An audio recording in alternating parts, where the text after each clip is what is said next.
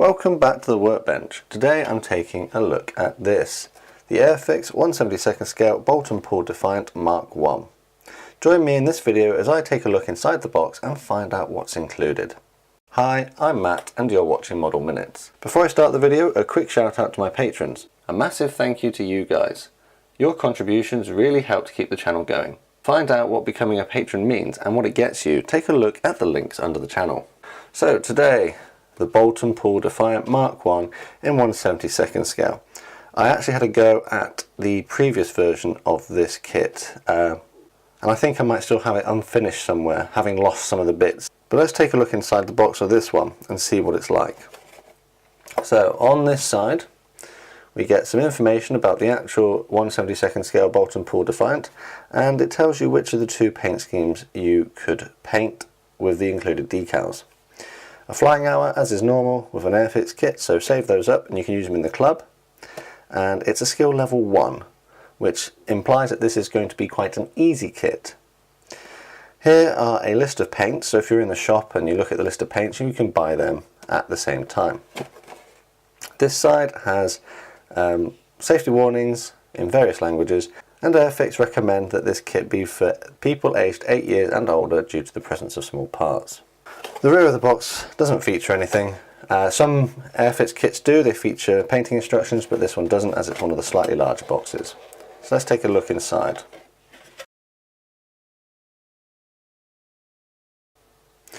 The instructions are the standard affair you get from Airfix. They come as an A4 booklet and they have various bits picked out in colour, which is quite nice. On the front page you get information about the actual aircraft, and it's multilingual, so that appeals to the wider market. Next page over you get safety information, again multilingual, and at the bottom a key to the different symbols you might encounter during the different steps of the build. The drawings used to depict the different steps are to the normal standard from Airfix, and as you can see there's actually quite a lot of steps. The cockpit on this looks to be quite reasonably detailed, so that's a bit of a change from the previous Boulton Paul Defiant, as that basically had nothing on the inside.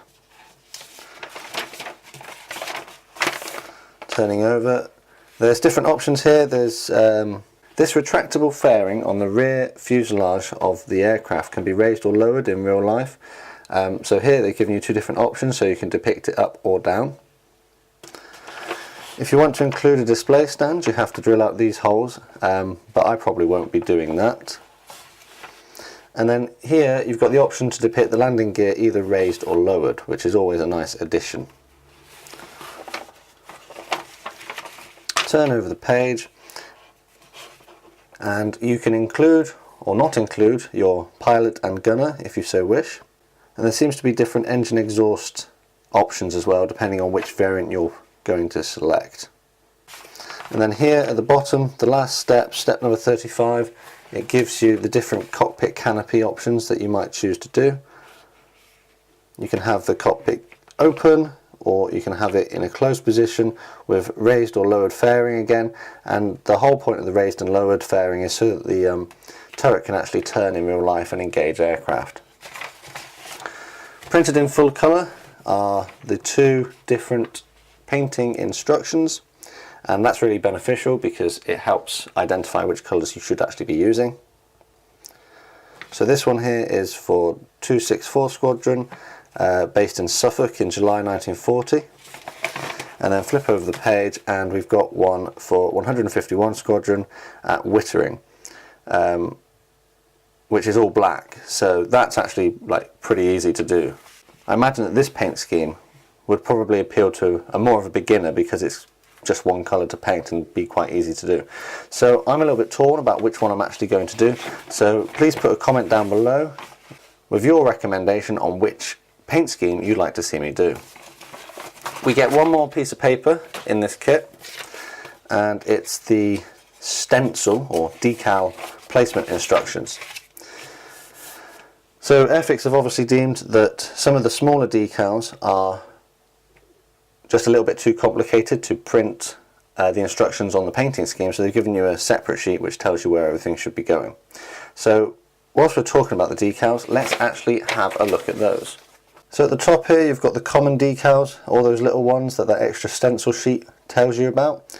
A control panel decal, which is always nice to see. The shark's mouth for the Night Fighter version, and also the other decals for the daytime version. Personally, I think the shark mouth one is a little bit more interesting, decal wise, but this one is a bit more interesting paint scheme wise.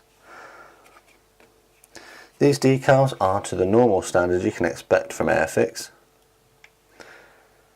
They are well printed with no cracks or missing parts, and the red circles in the RF randles are very central. Sometimes you used to get registry issues where they were offside. And the control panel looks quite good as well. Let's take a look inside the bag of the kit. So the clear parts are in their own little bag. Let's get that one out as well. There we go. So we've got 4 sprues, 3 moulded in the sort of grey-blue plastic and 1 which is moulded in clear. Let's take a look at the clear one first. The various canopy parts here are very crisply moulded. I can't see any cracks. The panel lines are very easy to follow and reasonably well raised, so they'll be quite easy to paint with a brush in my opinion. In this sprue we've got the underside of the aircraft along with various other detail parts. You can see recessed panel lines throughout this model. It's worth noting that there is a tiny little bit of flash, you can see it here. But generally the parts seem to be very well moulded. On this one we've got the 2 fuselage halves. Again, recessed panel lines. And a tiny little bit of flash in various places, particularly on these landing gear legs. 2 pilot figures, or a pilot and a gunner. I do find pilot figures quite hit and miss with some kits. Sometimes they're really well moulded and other times they're just not worth including at all. And then finally on this sprue we've got the upper surfaces of the wings. Again, some very nice moulded detail on there. The tail surfaces and also the wheel wells, which you can see various bits of wiring and things in there. That's quite nice. So yeah, a very nice new looking tool from Airfix. So just to recap what you get: 4 plastic sprues, 3 in a blue-grey plastic, 1 in clear. A nice set of printed decals, stencil instruction, assembly and painting instructions, and a box with a very dramatic image of the Boulton Paul Defiant engaging with some German bombers. So what do I think? Seeing as I bought this for £8 and it actually retails for slightly more than that in the UK, I think this is actually a great buy. You can get this as part of a starter set, but this one, as you can see, is not a starter set, so I have to get all the paints separately.